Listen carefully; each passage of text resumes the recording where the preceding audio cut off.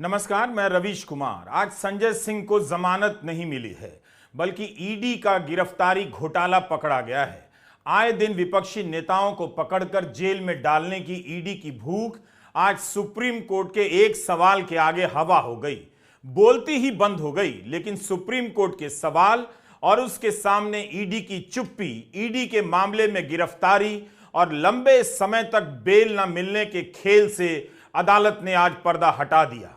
आज पता चल गया कि केवल बेल न देने के दम पर ईडी का भूत खड़ा किया गया है, ताकि आम आदमी से लेकर पत्रकार, विपक्ष के नेता, हर कोई चुप हो जाए। संजय सिंह के मामले में जिस तरह से ईडी ने चुप्पी मारी, उसे देखकर उन सभी के चेहरे नजरों के सामने घूमने लगे जिन्हें इस एजेंसी की क्रूरता और दमन का शिकार होना पड़ा है। न्यूज क्लिक के संस्थापक प्रबीर पुरकायस्थ भी उसी समय गिरफ्तार किए गए थे जब संजय सिंह को गिरफ्तार किया गया। प्रबीर पुरकायस्थ के केस में भी वही हुआ है जो दिल्ली शराब घोटाले में हुआ है। अमित चक्रवर्ती के सरकारी गवाह बनते ही उन्हें माफी मिल गई। दिल्ली शराब घोटाले में बेल मिलने के बाद सरकारी गवाह केजरीवाल का नाम लेता है और केजरीवाल जेल में डाल दिए जाते हैं। आज की सुनवाई में संजय सिंह की ओर से पक्ष रखते हुए डॉक्टर अभिषेक मनु सिंघवी ने बताया कि कैसे जिस व्यक्ति के बयान के आधार पर गिरफ्तारी हुई, उसने संजय सिंह का नाम लेने से पहले 9 बयानों में उनका नाम नहीं लिया था। संजय सिंह से पैसे की कोई बरामदगी नहीं हुई है। इस मामले में दिनेश अरोड़ा नाम का वह व्यक्ति सरकारी गवाह बन गया। उसे ईडी द्वारा आपत्ति हटा लेने के बाद में अगस्त 2023 को बेल मिल गई। उस समय सुनवाई करने वाले कोर्ट ने कहा कि ईडी स्मार्ट बन रही है। सिंघवी ने बताया कि दिनेश अरोड़ा ने न्यायिक हिरासत में भेजे जाने के बाद संजय सिंह पर पहली बार आरोप लगाए। उन्होंने कहा कि दिनेश अरोड़ा ईडी का स्टार गवाह है, उसे माफी मिली है। सिंघवी ने कोर्ट में कहा कि वाई को छोड़कर एक्स पर निर्भर होने की इस प्रथा पर अदालत को अंकुश लगाना होगा। उन्होंने दावा किया कि ईडी ने दिनेश अरोड़ा को बेल दिलवाने की इस तरह से कोशिश की कि लगे ही ना कि ऐसा किया जा रहा है। 4 अक्टूबर को जिस दिन संजय सिंह को 9 घंटे की पूछताछ के बाद गिरफ्तार किया गया, उससे एक दिन पहले दिल्ली के स्पेशल कोर्ट के जज एम.के. नागपाल ने राघव रेड्डी और दिनेश अरोड़ा को इस शर्त पर माफी दे दी कि वे दोनों अपराध से संबंधित सभी खुलासे करेंगे। उस समय तक दोनों को बेल मिल चुकी थी। औरबिंदो फार्मा के शरत रेड्डी तब तक उस मामले में बेल पाकर सरकारी गवाह बन चुके थे। उनकी कंपनी ने भाजपा को 55 करोड़ का चंदा दिया है। इन सारी बातों को सिलसिलेवार देखिए, बार बार वीडियो देखिए। यही नहीं, जज एम.के. नागपाल ने सरकारी गवाह बने दिनेश अरोड़ा को अपनी शादी की 25वीं सालगिरह मनाने के लिए स्पेन जाने की इजाजत दे दी। कमाल है, यहां मुख्यमंत्री और उप मुख्यमंत्री जेल में सड़ाए जा रहे हैं और सरकारी गवाह बनकर लोग स्पेन में हनीमून मनाने जा रहे हैं। सुप्रीम कोर्ट में जस्टिस संजीव खन्ना, जस्टिस दीपांकर दत्ता और जस्टिस पी.वी. वराले की बेंच ने बस इतना पूछ दिया कि आपके पास 2 करोड़ रिश्वत लेने के मामले में क्या सबूत हैं। कोर्ट ने कहा कि हमें नहीं लगता कि कोई सबूत है। संजय सिंह के खिलाफ मनी लॉन्ड्रिंग का केस बनता भी है या नहीं। कोर्ट ने कहा कि 6 महीने हो गए, अब जेल में रखने की क्या जरूरत है। जस्टिस खन्ना ने कहा कि दिनेश अरोड़ा ने शुरू में संजय सिंह के खिलाफ कोई बयान नहीं दिया, बाद में दिया, मगर तथ्य यही है कि इस मामले में पैसे की बरामदगी नहीं हुई है। आप इस बारे में लंच के बाद निर्देश लेकर आइए। साथ ही कोर्ट ने यह भी कह दिया, अगर आप जमानत का विरोध करते हैं तब आपको सारे दस्तावेज दिखाने होंगे। हम उसके आधार पर देखेंगे और दर्ज करेंगे कि संजय सिंह के खिलाफ केस बनता है या नहीं। अगर ऐसा हुआ तो इस केस की ट्रायल पर बहुत असर पड़ेगा। इतनी सी बात पर ईडी की घिघी बंध गई।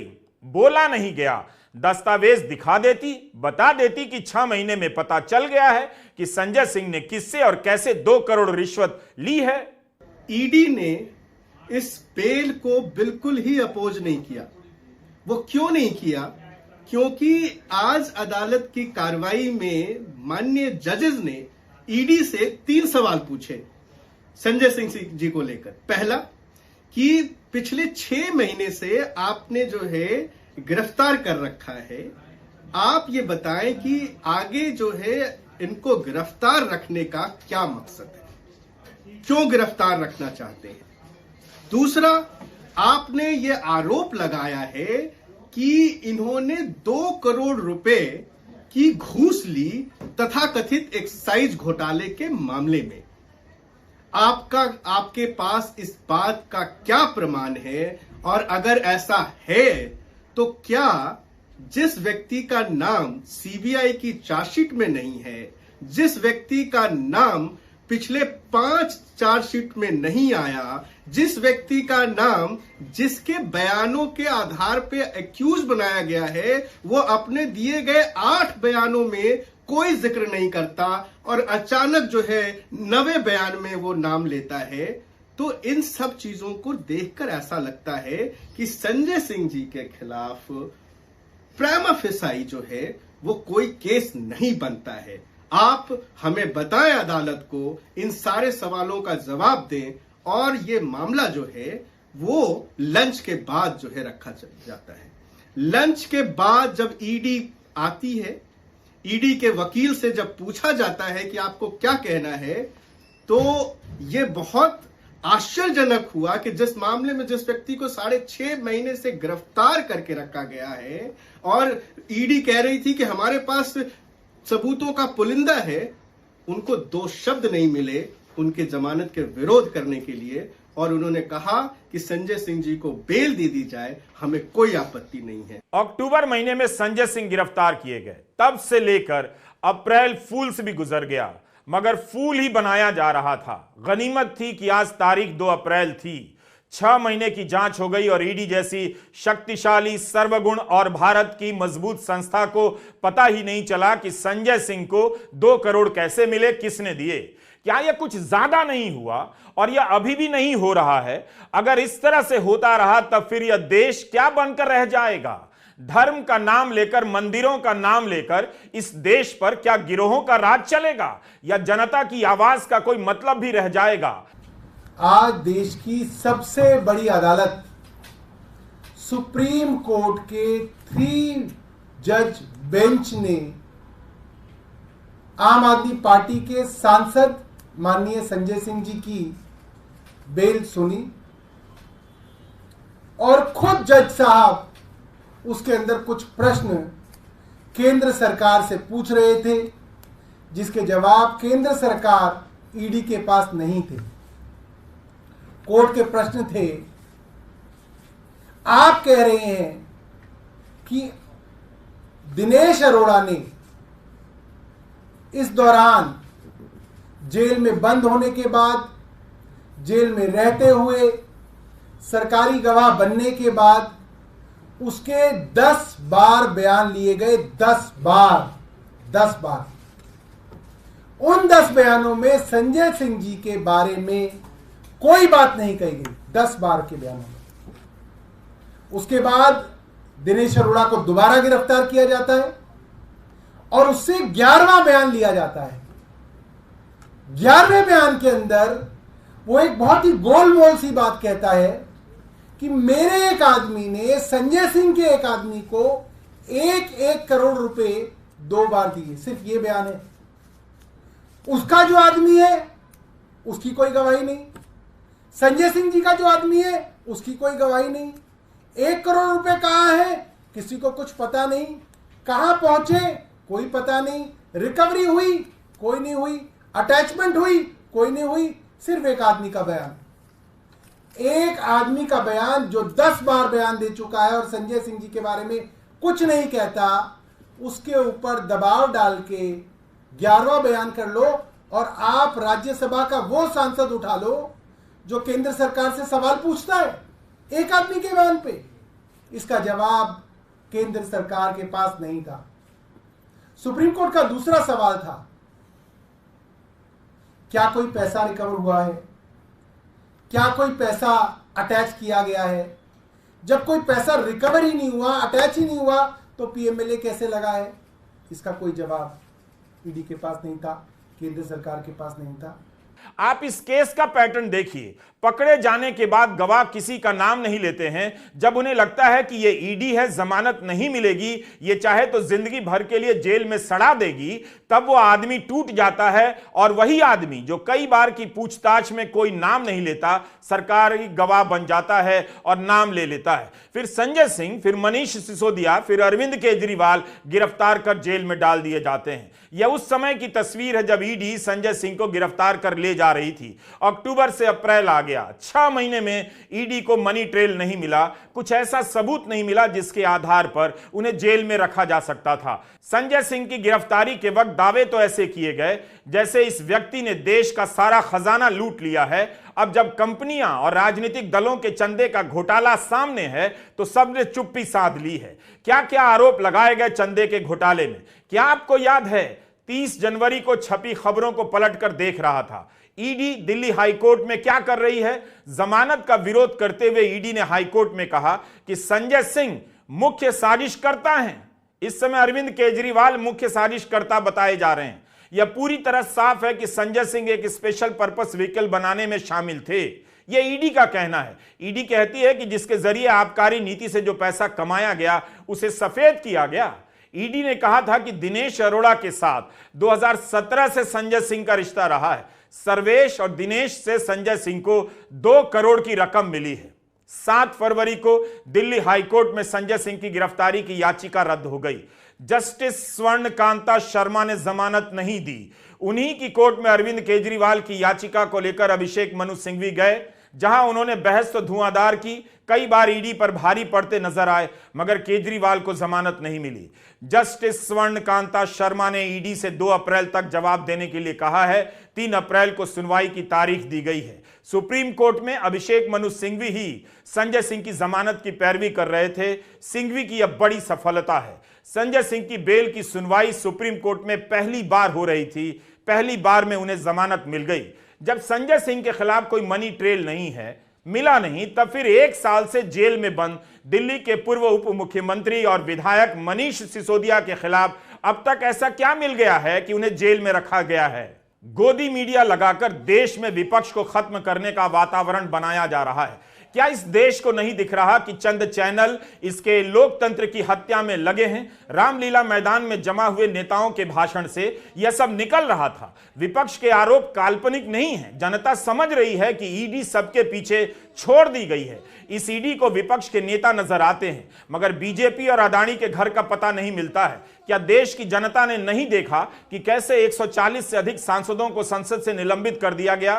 क्या इस देश की जनता ने नहीं देखा कि राहुल गांधी की सदस्यता रद्द कर दी गई? सुप्रीम कोर्ट का फैसला आने तक एक सांसद के रूप में वे कई महीनों तक काम नहीं कर सके। महुआ मोइत्रा की सदस्यता किस तरह से रद्द कर दी गई? क्या इस देश ने नहीं देखा? क्या इस देश को धर्म का इतना ज्ञान हो गया है कि उसे यह सब अब गलत नहीं लगता? इतने सारे अधर्मों का बोझ लेकर गोदी मीडिया के नफरती एंकर और भाजपा के समर्थक किस तीर्थ पर अपना पाप उतारने जाएंगे? क्या इस देश को नहीं दिख रहा है कि दिल्ली शराब घोटाले में एक सांसद 6 महीने जेल की सजा काटकर जमानत पर बाहर आ रहा है? उसी शराब घोटाले में एक मुख्यमंत्री को 15 अप्रैल तक के लिए जेल में बंद कर दिया गया है। ये उनका कहना है, या हमारे पास आओ, गवाही दो, या नहीं तो गूंगे हो जाओ। इसीलिए आज केजरीवाल जी को, आज हेमंत सोरेन जी को अंदर डाल दिया। क्या ऐसा गुनाह था भाई? अब बाद में भी कर सकते थे। उनको बुला के पूछताछ करने के बाद में सजा देते। इलेक्शन के वक्त नोटिफिकेशन हो रहा है, आप उनके ऊपर केस करके अंदर डालते हो। और हेमंत को भी उसी वक्त उसके ऊपर उनका यही कसूर था कि वो गठबंधन के साथ चलना चाहते थे। उनको बुलाया गया, पूछा गया, तब उन्होंने कहा मैं कांग्रेस के साथ रहूंगा, गठबंधन के साथ रहूंगा, मैं आप कितना भी मेरे ऊपर प्रेशर करो, मैं झुकने वाला नहीं है, ये हेमंत ने कहा था।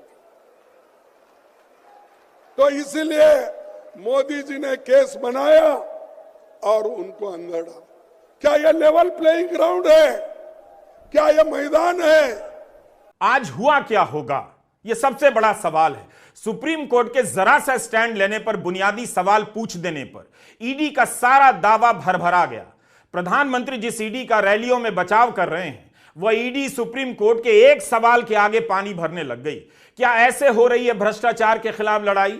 क्या संजय सिंह के मामले में सुप्रीम कोर्ट की टिप्पणी के बाद प्रधानमंत्री नरेंद्र मोदी अपना ही बयान फिर से सुनना चाहेंगे, जो हम सुनाना चाहते हैं? प्रधानमंत्री ने तमिल चैनल थांती से ईडी को लेकर जो कहा है वो कम खतरनाक नहीं है। पहले मैं उनका बयान पढ़ना चाहता हूं जो उन्होंने कहा है। वे कहते हैं कि ऐसा है, जिस भी पॉलिटिशियन का होगा केस चलेगा। आप मुझे बताइए, एक केस बताएं कि भाई इसका केस ईडी ने बंद किया, और ईडी का केस ईडी खुद कोई केस नहीं कर सकती। आपको पता है 150 से ज्यादा कोर्ट मैटर बने कि पीएमएलए खत्म करो, रोको।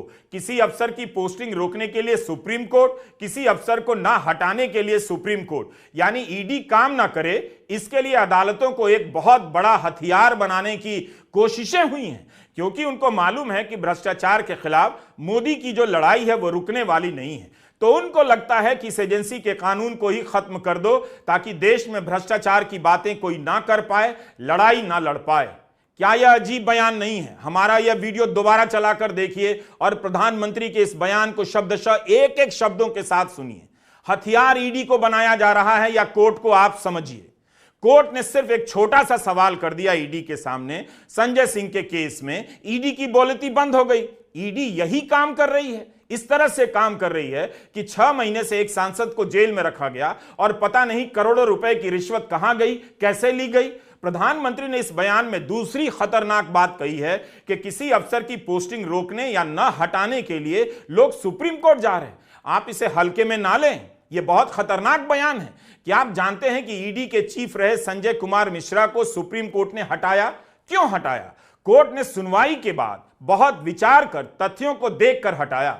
संजय कुमार मिश्रा को 3 साल का सेवा विस्तार मिला था। इसी पर कोर्ट ने पूछ दिया कि क्या और भी कोई योग्य अफसर नहीं है? केजरीवाल और हेमंत सोरेन की गिरफ्तारी के खिलाफ विपक्ष एकजुट और सड़कों पर है। 2 मुख्यमंत्री गिरफ्तार किए गए हैं, यह कोई साधारण बात तो नहीं है। केजरीवाल की गिरफ्तारी की खबर दुनिया भर में हेडलाइन बन रही है। क्या यह संयोग है कि 1 अप्रैल को आयकर विभाग सुप्रीम कोर्ट में कहता है कांग्रेस के खिलाफ कठोर कार्रवाई नहीं होगी, और 2 अप्रैल को ईडी संजय सिंह की जमानत का विरोध नहीं करती है? यह दोनों घटनाएं इसलिए हुई कि सुप्रीम कोर्ट ने बस बेसिक सा सवाल कर दिया, ईडी की बोलती बंद हो गई। साफ पता चल रहा है कि नोटिस भेजो, जेल भेजो, फिर इस अदालत से उस अदालत तक दौड़ाओ, तब तक गोदी मीडिया लगाकर जनता के बीच इन्हें भ्रष्ट साबित कर दो, माहौल बना दो। क्या आज संजय सिंह की बेल के बाद भाजपा के प्रवक्ता माफी मांगेंगे? ठीक है कि फैसला नहीं आया है, जमानत मिली है, लेकिन बीजेपी ने तो संजय सिंह से लेकर केजरीवाल को अभी से ही भ्रष्ट साबित कर दिया है।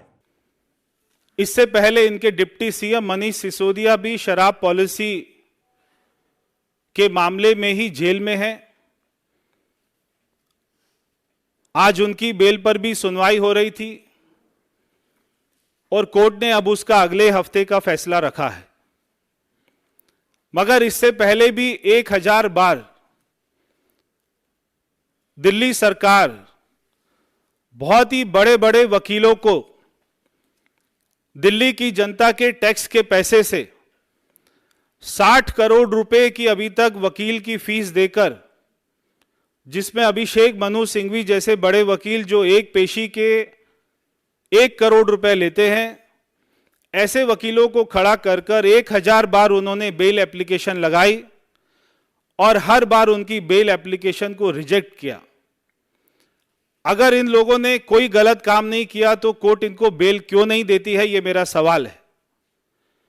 आखिर 6 महीने तक जेल में रखने के बाद संजय सिंह के खिलाफ कोई मनी ट्रेल क्यों नहीं मिला? जवाब तो देना चाहिए कि क्या ईडी ने किसी का शौक पूरा करने के लिए एक काबिल सांसद को उठाकर जेल में डाल दिया? यही नहीं, राज्यसभा के लिए निर्वाचित होने के बाद शपथ लेने में भी आनाकानी की गई। उसके लिए भी कोर्ट को आदेश देना पड़ा, तब जाकर संजय सिंह को शपथ दिलाई गई। कुछ तो जवाब देना चाहिए किसी को कि एक सांसद को 6 महीने तक जेल में क्यों रखा गया। आतिशी सिंह ने कहा है कि शराब घोटाले में शरत रेड्डी के सरकारी गवाह बनने के बाद अरबिंदो फार्मा ने बीजेपी को करोड़ों रुपए का चंदा दिया। इकलौती मनी ट्रेल तो यहां है। ईडी बीजेपी की जांच क्यों नहीं करती है? आज इस इन्वेस्टिगेशन को होते हुए 2 साल हो गए। ईडी ने, सीबीआई ने 500 से ज्यादा अफसर लगाए इस केस की इन्वेस्टिगेशन में, लेकिन 2 साल में भी आम आदमी पार्टी के किसी नेता के पास 1 रुपया भी प्रोसीड्स ऑफ क्राइम का नहीं मिला। तो आज जब कोर्ट में पूछा गया कि पैसा कहां है, मनी ट्रेल कहां है, प्रोसीड्स ऑफ क्राइम कहां है, तो ईडी का कोई जवाब नहीं था इस सवाल को लेकर। क्या ईडी के अफसरों को जरा भी एहसास नहीं है कि वह इस देश के सामने किस तरह का इतिहास छोड़ना चाहते हैं? एक संस्था की साख इस तरह मिट्टी में मिलाकर आखिर उन्हें क्या मिलने जा रहा है?